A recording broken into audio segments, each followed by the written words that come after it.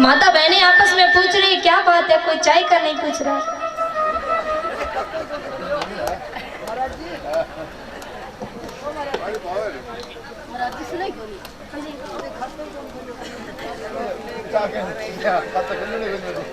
हाँ महाराज, ये जो पास में बैठे हैं रश्मि ये बोल रहे हैं कि भाई दान देने वालों का तो खाता ही नहीं खुला, चाय कहाँ से पिलाएंगे।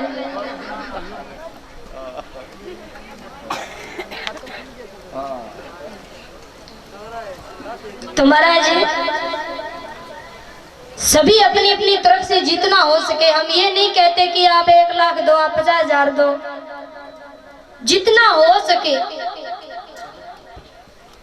1000 दो, 500 दो, 5000 दो, 5 लाख दो, जितने भी दे सकते हो, लेकिन अपना अपना साथ सभी। आपको एक पुण्य प्राप्त होगा कि आपने भागवत कथा में दान किया है, जो कि सबसे बड़ा दान।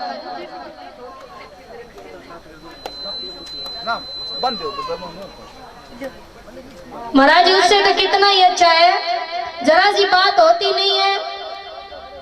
हम पाप करते करते पैसे कमा लेते हैं, कमा लेते हैं, कमा लेते हैं, जब इकट्ठा हो जाता है तो एकदम से किसी के पेट में दर्द उठता है, डॉक्टर कहेगा ऑपरेशन हो जाए।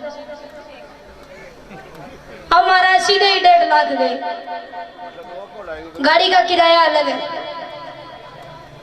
अरे डॉक्टरों से देने से तो अच्छा है कि भगवान के नाम पर दो, ताकि परमात्मा आप 100 दो तो आपको कितने दे, मांगो तो सही। हाँ, पीछे वाले कह रहे हैं कि 3-4 लाख तो देने चाहिए। चलो आप 100 देने की शुरुआत तो करो। हम ये नहीं कहते, देखिए ऐसा है, अगर कोई डॉक्टर भाई बैठा है तो वो सोचेगा कि हमारी रोजी रोटी मार के जा रहे हैं। ऐसी बात नहीं है, जिसके भाग्य में जितना लिखा है उतना तो मिलना ही है, लेकिन भगवान के प्रति तो दान दक्षिणा होनी चाहिए ना, उनके चरणों में।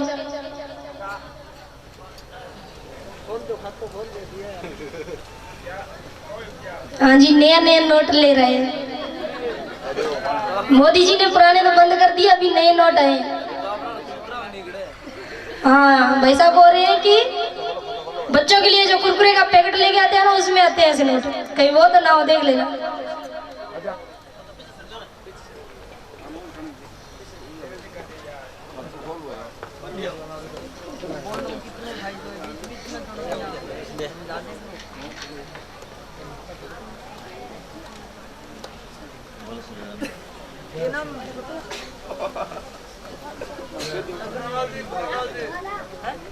गांव के प्रति ये कितना अच्छा काम कर रहे हैं कि सभी को हरि कीर्तन सुनने का, गुणगान सुनने का मौका मिल रहा है।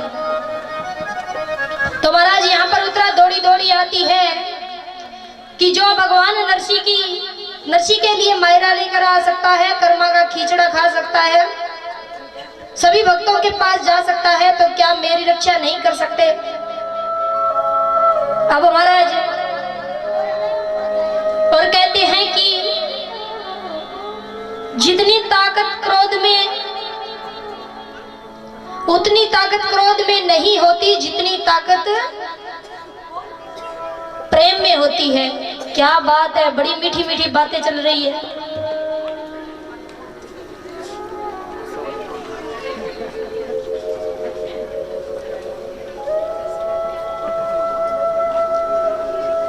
हाँ, ये तो बात सही है।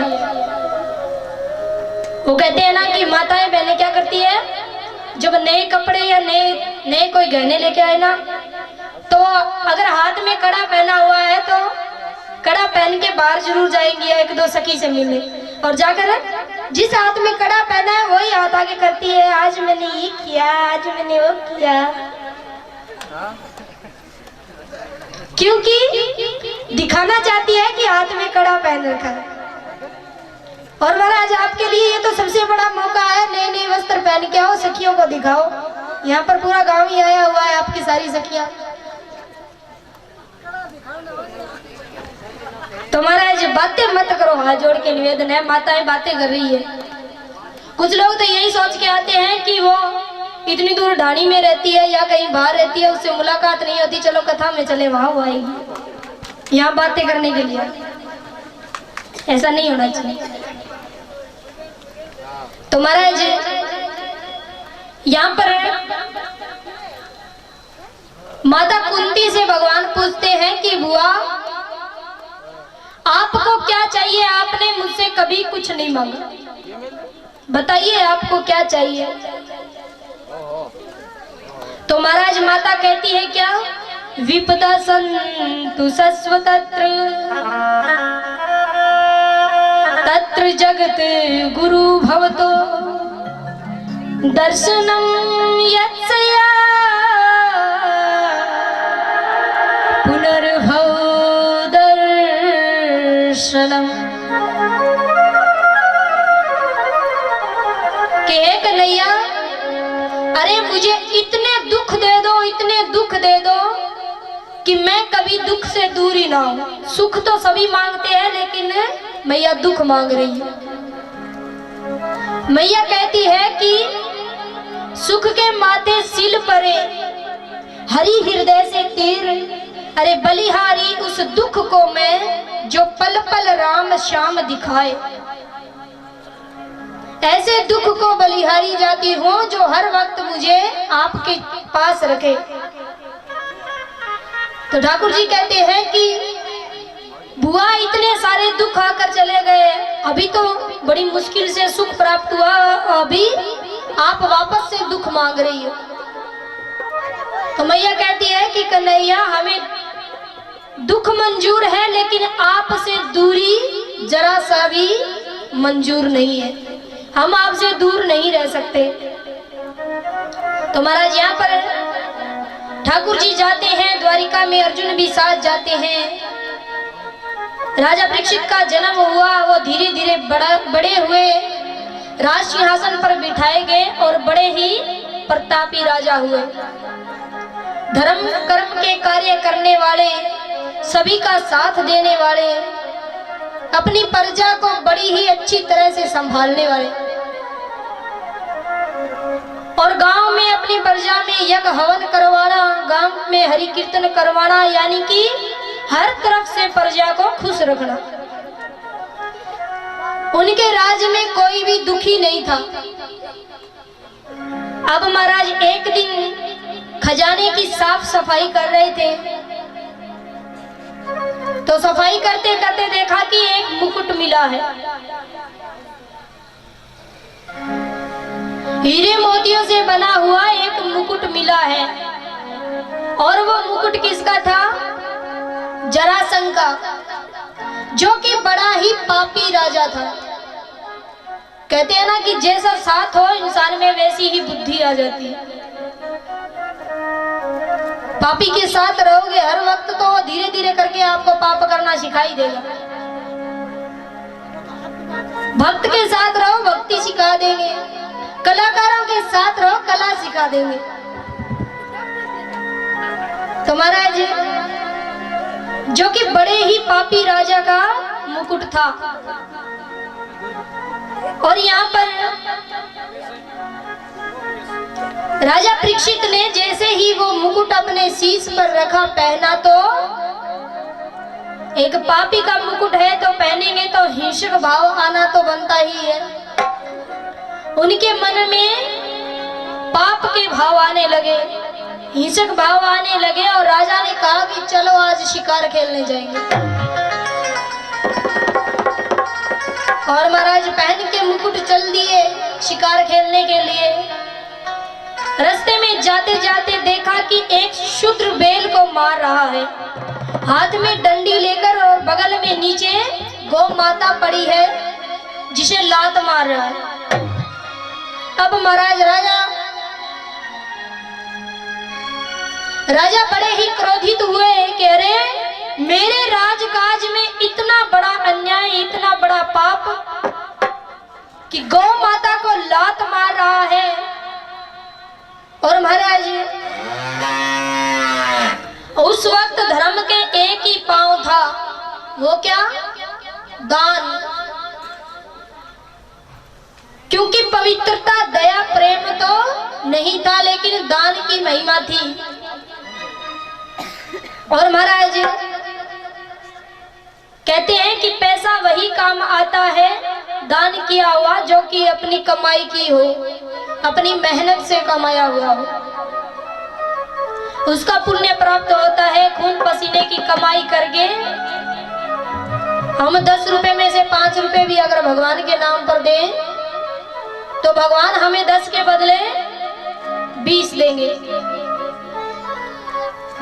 ये तो प्रभु कहते ही हैं कि तू मेरी तरफ 1 कदम बढ़ा, मैं तुम्हारी तरफ 100 कदम बढ़ाऊंगा। अरे तू मेरी तरफ चल के तो देख, मैं तेरे पांव के नीचे अपने हाथ रखते हुए जाऊंगा।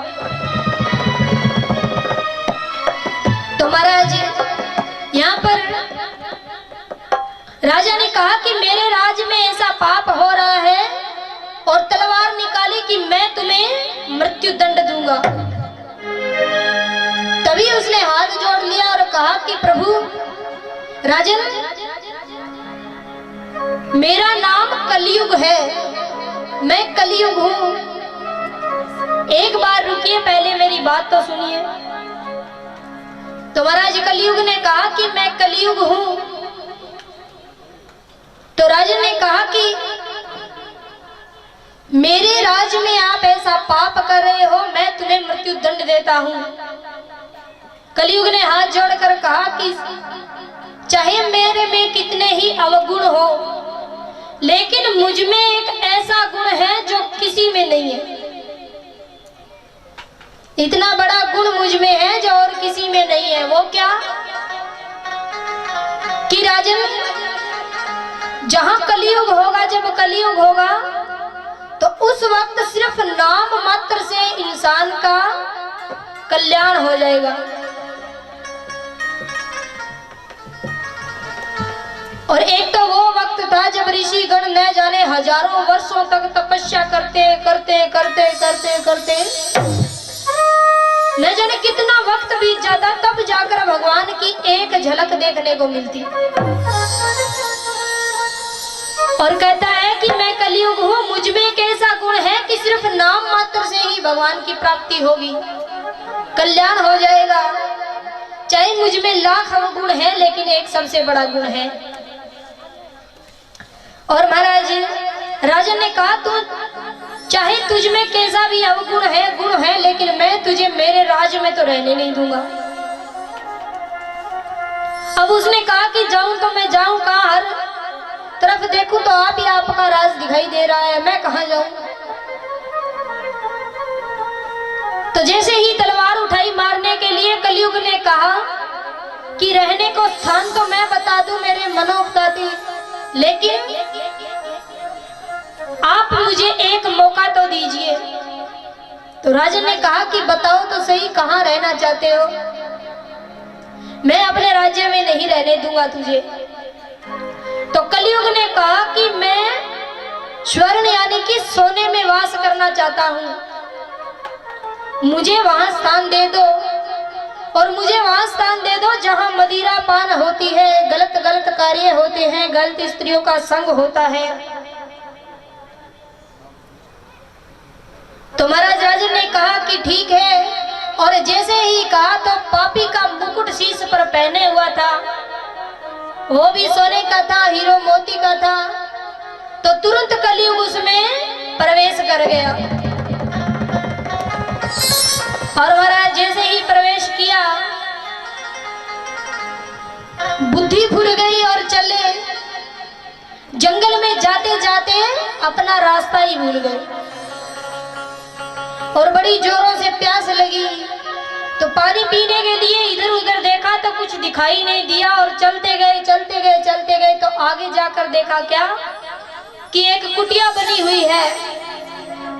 राजन ने सोचा कि यहाँ कोई रहता है, वहां जाकर पानी पी लेता हूँ। और महाराज जैसे ही जाकर राजा ने आवाज लगाई तो एक ऋषि बैठे थे।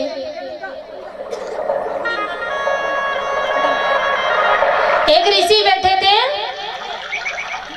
जो कि अपनी तपस्या कर रहे थे, भगवान में लीन थे, पूजा पाठ कर रहे थे। राजन ने आवाज दी, लेकिन तपस्वी अपनी पूजा में इतने भगवान में लीन हुए थे, उन्हें कोई खबर ही नहीं है कि कोई हमें आवाज दे रहा है।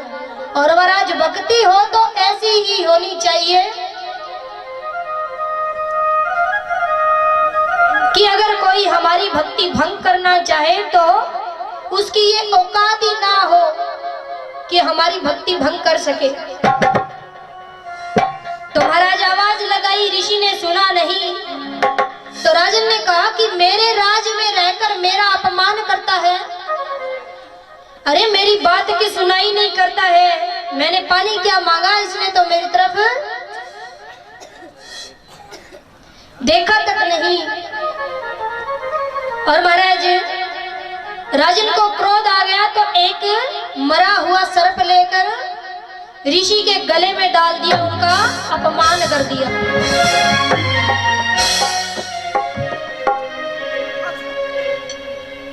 माता बहना कह रही है कि पानी पानी लाके दे रहे, कोई चाय के बारे में पूछ ही नहीं रहा। चाय पी ली है तो कथा 10 मिनट का विराम देते हैं कथा के और भगवान का कीर्तन करते हैं, तब तक आप चाय पी लो।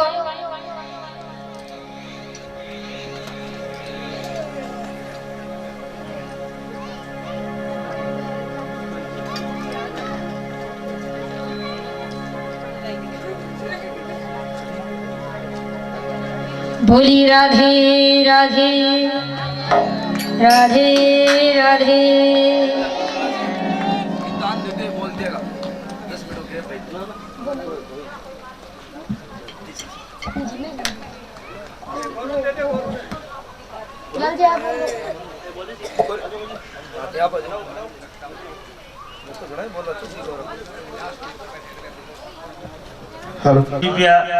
बाबूलाल सुनोब श्री रामूराम जी मेघवाल, 100 रुपये पन्नालाल जी शर्मा, 100 रुपये महावीर प्रसाद जी कथक, 500 रुपये हिमताराम जी सारण, 500 रुपये शिव कुमार जी सारण, 1100 रुपये मनीराम जी बुढ़ानिया पालास बुढ़ानी विढ़ानी, 200 रुपये सांवलाराम नैन सुनोब श्री जगनाराम नैन टीडिया से।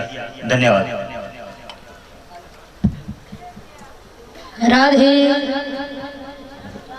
बोलिए सांवरिया सेठ की, राधे रानी की, भक्तुर भगवान की, श्रीमद् भागवत महापुराण की, श्री सुखदेव मुनि जी महाराज की।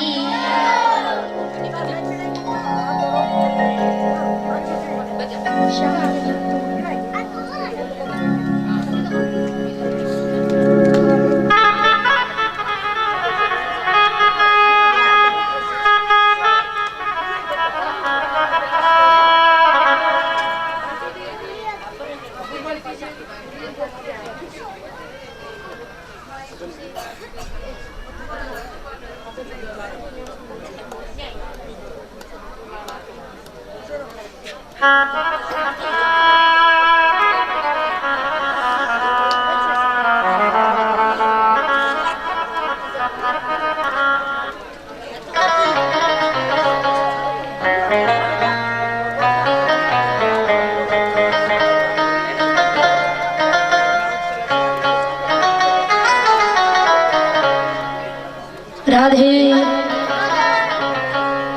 बिलाल जी ढोलक मास्टर व पैड मास्टर कृपया जल्दी पधारे।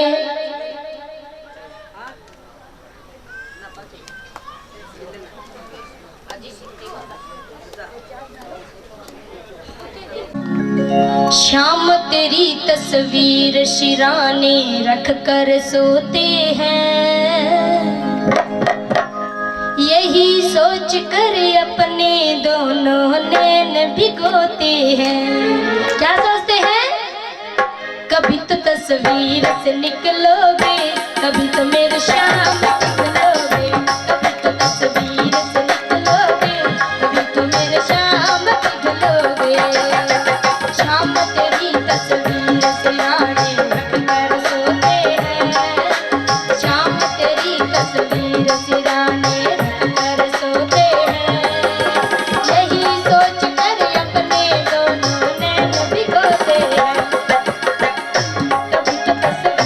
निकलोगे, कभी तो मेरे शाम पिघलोगे।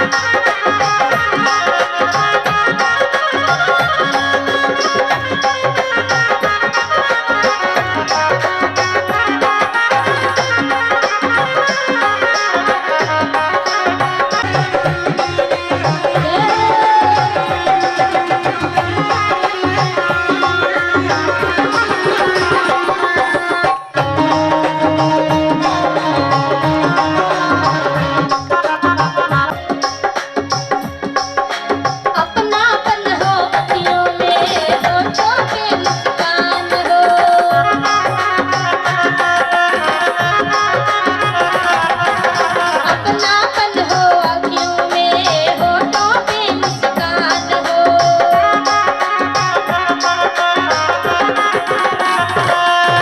और ये श्याम ऐसे मिलना जैसे कि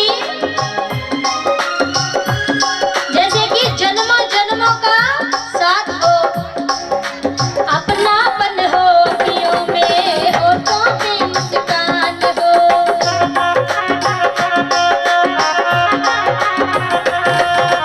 ऐसे मिलना जैसे श्यामा जन्म जन्म की प्रीत हो।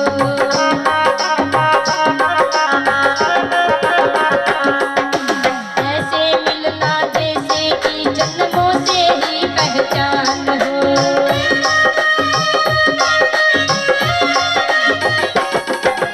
यही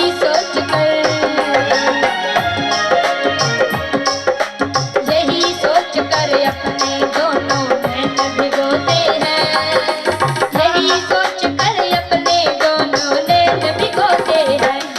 तस्वीर से निकलोगे कभी मेरी शाम बदलोगे।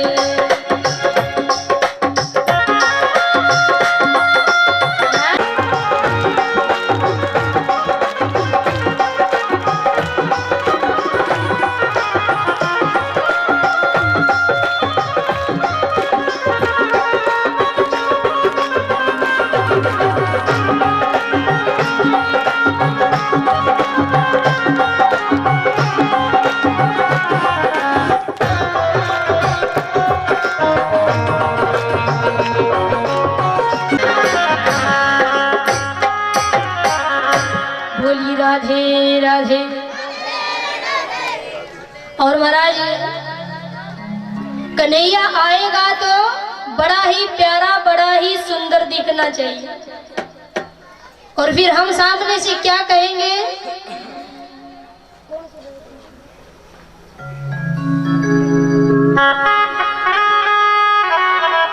जब कन्हैया आएगा और हम उसे देखेंगे तो हम क्या कहेंगे?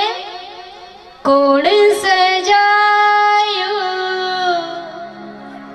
थाने मोहन, बड़ा प्यारा लागे, बड़ा सोना लागे। क्या कहेंगे? कौन सजायो प्यारो मोहन, बड़ा प्यारा लागे, बड़ा सोना लागे।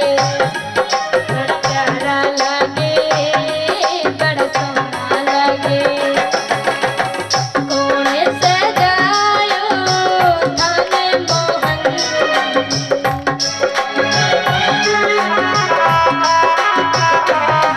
बड़ा प्यारा लागे, बड़ा सोना लागे। बड़ा प्यारा लागे, बड़ा सोना लागे।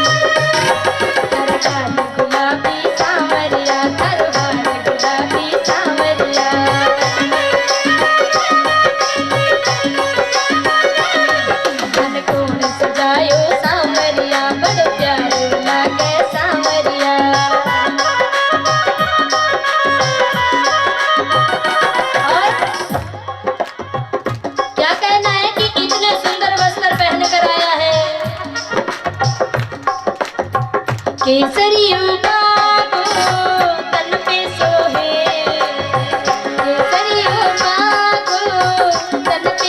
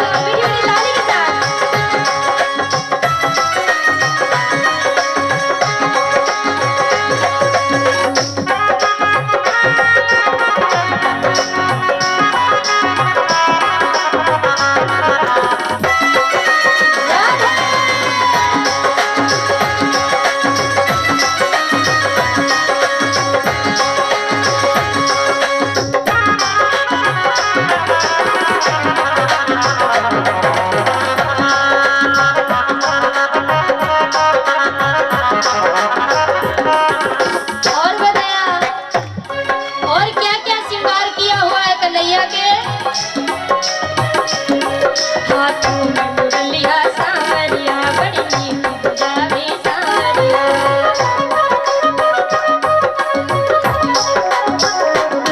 हाथों में मुरलिया सांवरिया बड़ी प्यारी बजावे सांवरिया।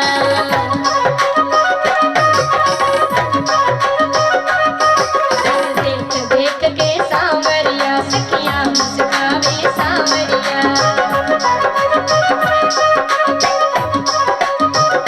और सब सखियां क्या कहती है कन्हैया के लिए? क्या कहती है? बंदड़ो सो आज मने लगे मोहन।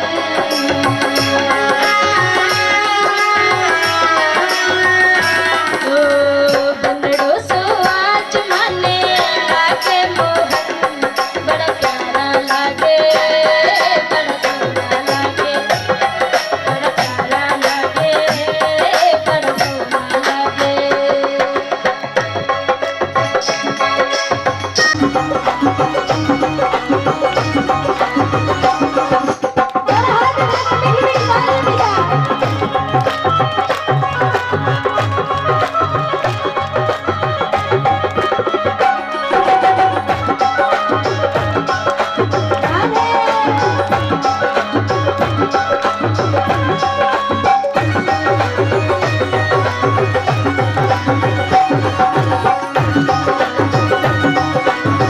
प्रभु, अरे इतना सुंदर आपका श्रृंगार है और इतनी बड़ी महिमा है आपकी। थर नाम बड़ो है सांवरिया, थर नाम बड़ो है सांवरिया।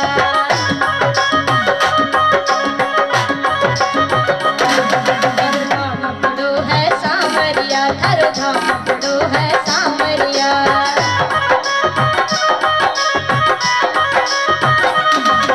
गरीब बना दे सांवरिया, दर दर पे आवे सांवरिया।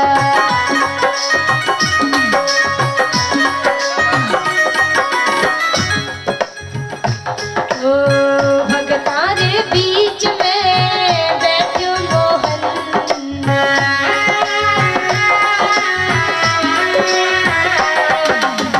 भगतारे बीच में बैठो मोहन।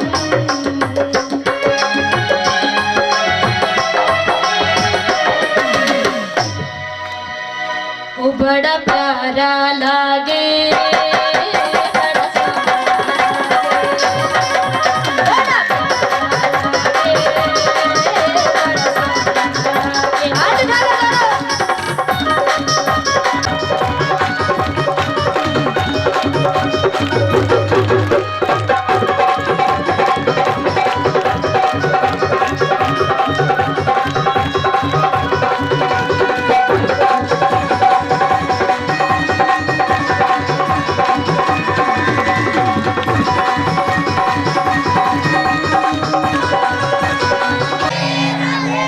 चाय पी ली?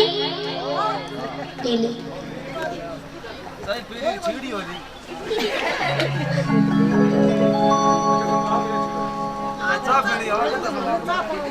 हाँ महाराज।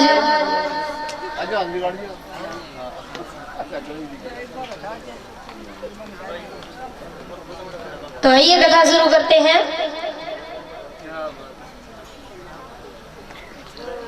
यहाँ पर राजन जाकर पानी मांगते हैं तो महाराज ने सुनाई नहीं दिया, उन्होंने ध्यान ही नहीं दिया, भगवान की भक्ति में लगे हुए थे। तो राजन को क्रोध आ गया और एक मरा हुआ सरत लेकर महाराज के गले में डाल दिया। अब जब ये सब कुछ वो कर रहा था तो जो महाराज के पुत्र थे उनके किसी मित्र ने ये सब देख लिया और उसने जाके जो महाराज के पुत्र थे उनको बोल दिया कि ऐसा ऐसा करके आपके पिताश्री का बहुत बड़ा अपमान किया गया है।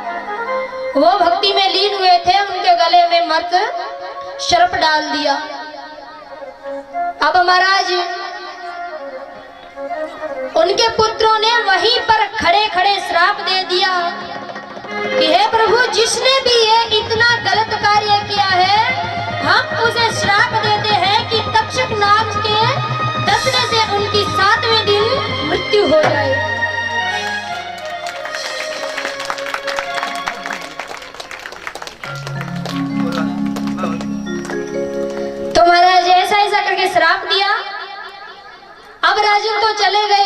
और जैसे ही महल में जाकर वो मुकुट उतारा तो सद्बुद्धि आ गई और सोचा, अरे ये मैंने कैसा पाप कर दिया। जैसे ही पाप का साथ छूटा तो याद आया कि ये मैंने बहुत बड़ा पाप कर दिया। लेकिन अब क्या हो? अब यहाँ पर महाराज के पुत्र आते हैं और महाराज जी से कहते हैं कि पिताश्री ऐसा ऐसा करके आपके साथ ये व्यवहार किया गया जब आप भक्ति कर रहे थे, पर आप चिंता न करें, हमने उसे श्राप दे दिया, चाहे वो कोई भी हो। अब महाराज जी को पता चला कि वो तो राजन थे, तो महाराज जी ने कहा कि अरे इतने बड़े पुण्य करने वाले, प्रजा को संभालने वाले, सीधे साधे स्वभाव के, भगवान की भक्ति में, धर्म के कार्य करने में आगे रहते हैं, उनको आपने श्राप दे दिया, ये आपने अच्छा नहीं किया। पर अब क्या हो? अब महाराज जी आते हैं राजन के पास और कहा कि ऐसे ऐसे करके आपको मेरे पुत्रों ने श्राप दे दिया और आज से 7वें दिन आपकी मृत्यु हो जाएगी। तक्षकनाग के डसने के द्वारा आपकी मृत्यु हो जाएगी। अब राजन ने सब कुछ, राजपाट सब कुछ त्याग दिया कि मरना तो है ही, अब 7 दिन में मृत्यु होने वाली है, क्यों ना भगवान का नाम लिया जाए। और महाराज यहाँ ठाकुर जी ने ऋषि गणों को भेजा कि आप जाइए। और क्यों भेजा? क्योंकि ठाकुर जी के राजा परीक्षित छोटे भाई हैं, क्योंकि प्रभु अंगूठे का रूप धारण करके उत्तरा की गोद में गए थे, गर्भ में, और मगा भगवान ने आज तक अवतार ही लिए हैं, सिर्फ एक बार जब उत्तरा की गर्भ में गए हैं। और भगवान पहले गर्भ से बाहर आए तो बड़े भैया और वो छोटे भैया, उनकी गर्भ में जाकर रक्षा की थी। तो महाराज इसलिए ऋषि गणों को भेजा। ऋषिगण आए और आकर विचार किया कि अब इनका कल्याण कैसे हो। श्री सुखदेव मुनि जी महाराज आए, वो आते हैं, सब सोचते हैं कि ठाकुर जी ने अपने स्वरूप को ही भेज दिया। और महाराज राजा परीक्षित के कल्याण के लिए उन्हें 7 दिन की भागवत सुनाई। और महाराज यहाँ पर राजा परीक्षित कहते हैं कि हे सुखदेव जी, मैं आपसे सबसे पहले ये पूछना चाहता हूँ कि भगवान ने वरा अवतार कैसे लिया। तब सुखदेव जी बड़े प्रसन्न हुए कि जैसा आपने प्रश्न किया है इस प्रकार से तो आपकी मुक्ति होना निश्चित है। मुझे बड़ी प्रसन्नता है कि आपने भगवान के बारे में इतना अच्छा प्रश्न किया। सुखदेव जी कहते हैं कि ब्रह्मा जी की सृष्टि की रचना करने के लिए बहुत प्रयास करते हैं ब्रह्मा जी, पर उनके सारे प्रयास असफल हो जाते हैं। यहाँ पर एक राजा दक्ष की कन्या दीति, वो अपने पति से कब्ज ऋषि के पास जाती है। सांझ का समय था, पूजा पाठ की तैयारी कर रहे थे। कब्ज ऋषि पूजा की तैयारी कर रहे थे। दीदी वहां पर जाती है पुत्र की कामना लेकर, और जाकर कब्ज ऋषि से पुत्र की कामना करती है। तो ऋषि ने कहा कि ये वक्त सही नहीं है, हर काम के लिए एक समय होना चाहिए।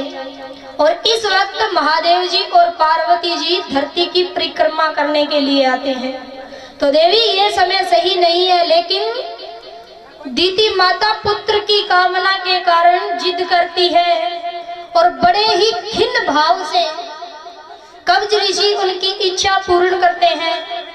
और आकर स्नान किया और आकर वापस पूजा पाठ में लग गए।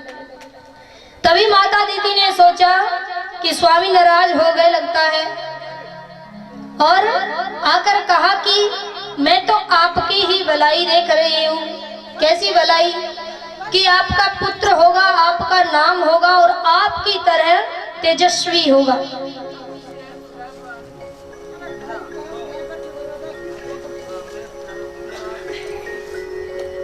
सुनो सुनो दे सुनो सारी बात है तो आज आज भाई सुन लियो।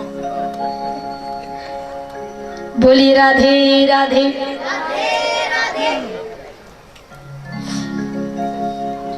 तो महाराज यहाँ पर दीदी कहती है कि आपकी तरह तेजस्वी होगा, आपका नाम होगा, आपका पुत्र होगा। तो पर ऋषि ने कह दिया कि सही वक्त पर अगर काम नहीं किया जाए, सही काम, तो उसका फायदा कभी नहीं होता। तो कहते हैं कि देवी तुम्हें पुत्र तो होंगे, और एक नहीं दो पुत्र होंगे, लेकिन होंगे कैसे? महापापी अत्याचारी पुत्र होंगे, और ऐसे पुत्र होंगे जो अस्त्र शस्त्र साथ लिए हुए पाप करने वाले और जन्म लेते ही विराट रूप धारण करने वाले, ऐसे पुत्र प्राप्त होंगे। लेकिन दीदी मैं आपसे कहता हूं कि आपके पुत्र तो ऐसे होंगे। अब मैया हाथ जोड़कर पांव पड़ जाती है कि ऋषि आप, स्वामी मुझे क्षमा करें, मुझसे बहुत बड़ी गलती हो गई, लेकिन आप ऐसा मत कहिए, मैंने तो आपके लिए ही सोचा था, पर आप ऐसा मत करिए। तब ऋषि कहते हैं कि पुत्र तो तुम्हारे ऐसे ही होंगे, लेकिन जो पुत्र होगा वो भगवान का बहुत बड़ा भक्त होगा, वो हरि कीर्तन करने वाला होगा। और वो पुत्र कौन होगा? कौन होगा?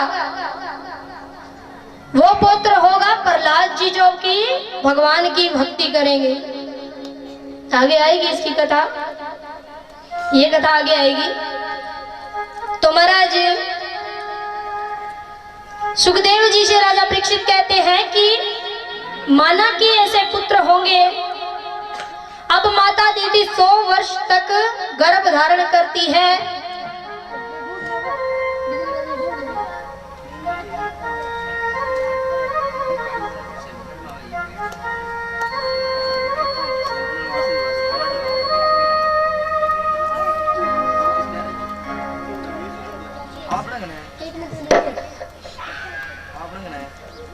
और महाराज 100 वर्ष तक मैया ने गर्भ धारण किया, और 100 वर्ष के बाद जैसे ही पुत्रों को जन्म दिया तो कैसे पुत्र हुए? एकदम राक्षस जैसे। अरे जन्म लेते ही विराट रूप धारण कर लिया। ताली नहीं बजानी, राक्षसों का जन्म हुआ। और महाराज ऐसे पुत्र हुए जो विराट रूप धारण कर लिया, अस्त्र शस्त्र हाथों में लिए हुए।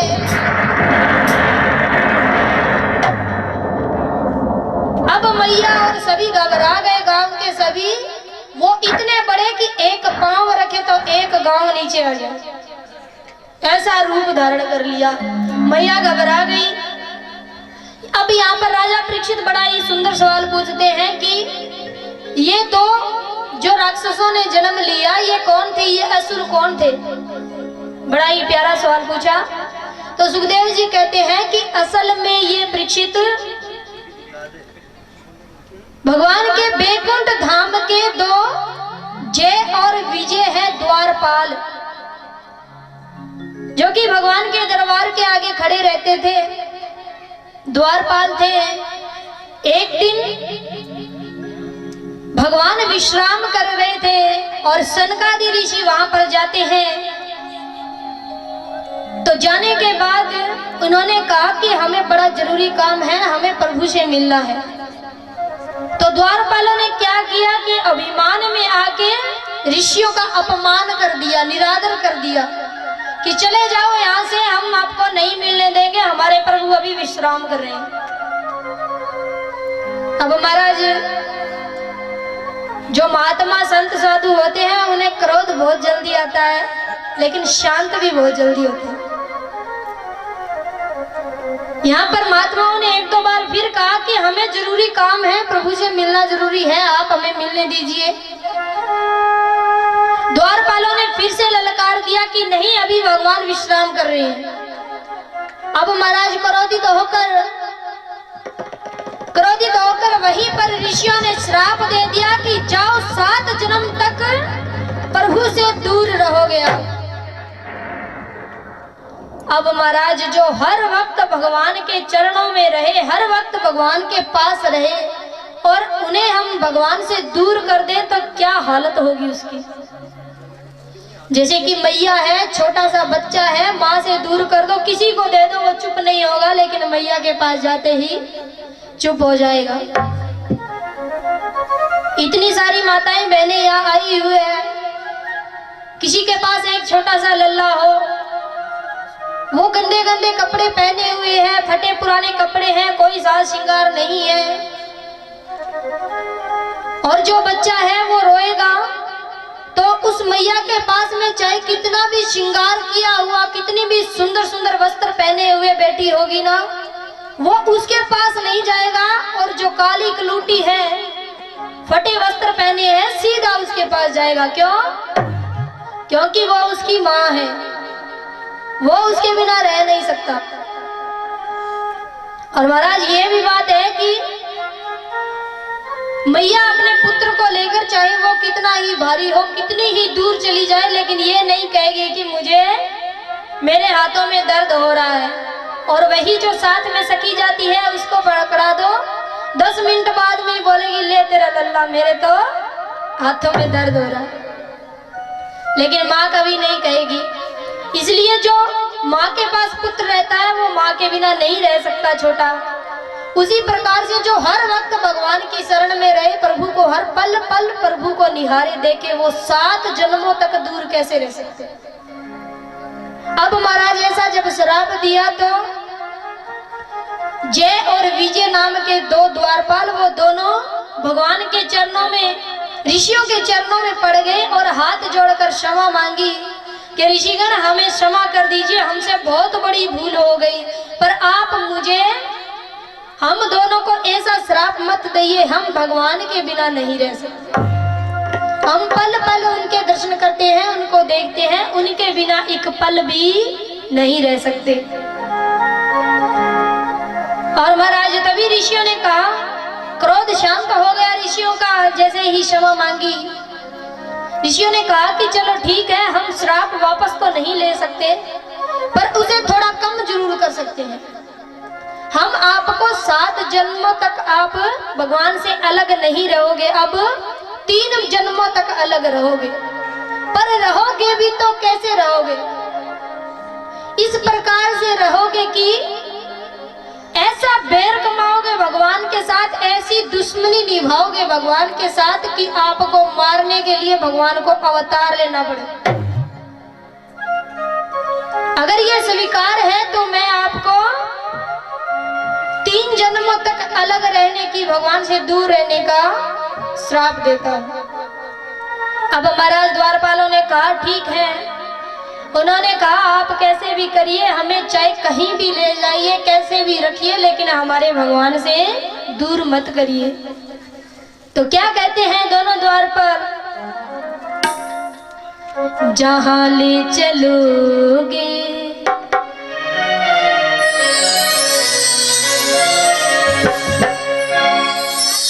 जहाँ ले चलोगे वहीं मैं चलूँगा, जहाँ ले चलोगे वहीं मैं चलूँगा, जहाँ नात रख लोगे, जहाँ नात रख लोगे वहीं मैं रहूँगा, जहाँ ले चलोगे वहीं मैं चलूँगा, जहाँ ले चलोगे प्रभु वहीं मैं रहूँगा।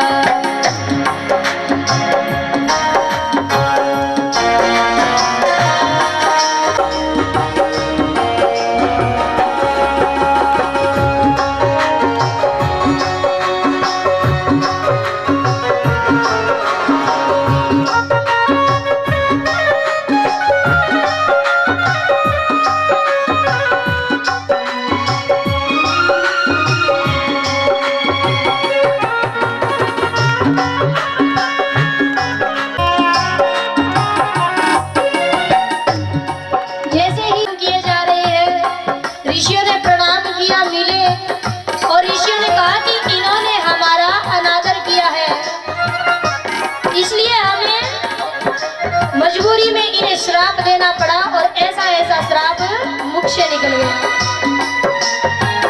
अब महाराज भगवान कहते हैं कि जो महात्माओं का मान सम्मान ना करे उन्हें तो श्राप देना मनता है, लेकिन भगवान के पांव पड़ के वो द्वारपाल क्या कह रहे हैं?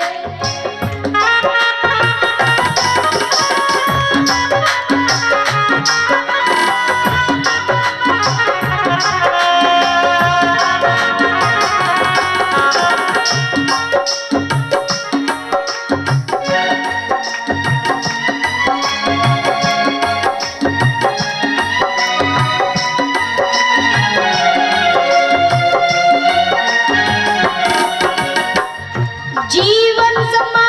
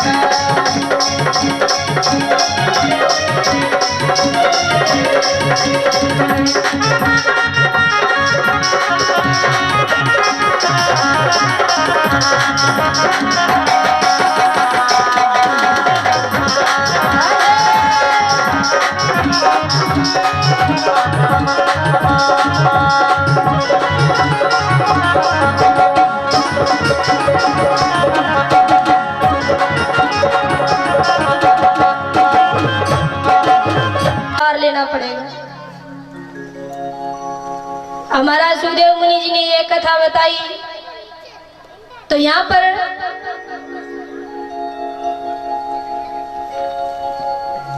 जो हिरणाक्ष है वो अपनी ताकत आजमाने के लिए समुद्र को जाकर ललकारता है कि हे समुद्र, मुझे तुम्हारे साथ युद्ध करना है, मैं ये पृथ्वी लेकर जाऊंगा।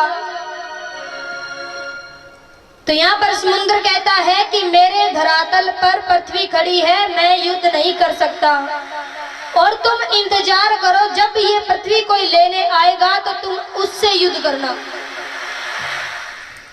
अब महाराज यहाँ ब्रह्मा जी कई प्रयास करते हैं, लेकिन सारे प्रयास असफल हो जाते हैं। तो ब्रह्मा जी के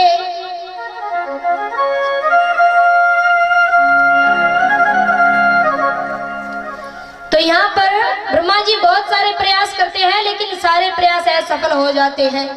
तभी ब्रह्मा जी के नासिका से साक्षात ठाकुर जी, नन्हे से ठाकुर जी ब्रह्मा जी के नासिका से वरा अवतार लेते हैं। ताली बजानी चाहिए जब अवतार होता है भगवान का। ब्रह्मा जी की नासिका से साक्षात ठाकुर जी वरा अवतार लेते हैं। और महाराज समुद्र के पास सीधे जाते हैं पृथ्वी को लाने के लिए। तभी हिरण्यकशिपु रोक देता है कि रुको, अगर पृथ्वी लेकर जानी है तो पहले मुझसे युद्ध करो। अब महाराज दोनों के बीच में ऐसा घमासान युद्ध हुआ, ऐसा घमासान युद्ध हुआ कि करते करते युद्ध करते करते भगवान ने अपना चक्र छोड़ा और हिरण्यकशिपु को मार दिया। अब महाराज कितनी ही बार दयानिधि ने, कितनी ही बार दयानिधि ने संसार को आके उबार लिया, संसार को आके उबार लिया। कितनी ही बार दयानिधि ने संसार को आके उबार लिया, संसार को आके उबार लिया। तो महाराज इस प्रकार से भगवान ने वरावतार लिया, और महाराज वरा अवतार से ठाकुर जी ने पृथ्वी को ऊपर लेकर आए। ठाकुर जी अब पृथ्वी तो आ गई पर जीव जंतु नहीं है। ब्रह्मा जी ने कई प्रयास किए, पर जब सारे प्रयास असफल हो गए तब ब्रह्मा जी ठाकुर जी का ध्यान करते हैं, और ठाकुर जी का ध्यान करते ही ब्रह्मा जी के दाहिने भाग से स्वयं मनु के रूप में भगवान अवतार लेते हैं, और बाहिने भाग से सतरूपा के रूप में एक स्त्री होती है। उन्हें पृथ्वी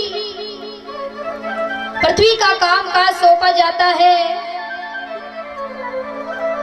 पुरुष और स्त्री का जन्म होता है। इन्हें कहा जाता है कि आप सृष्टि की शुरुआत करें। स्वयंभू मनु और शतरूपा के दो पुत्र होते हैं। कौन कौन? उतानपाद और प्रियवत। और तीन पुत्री होती है, देहूति, प्रस्तुति और आहुति। देहूति का विवाह कर्दम ऋषि के साथ होता है। कर्दम ऋषि ठाकुर जी की तपस्या करते हैं, और ठाकुर जी कपिल मुनि भगवान के रूप में उनके यहाँ अवतार लेते हैं।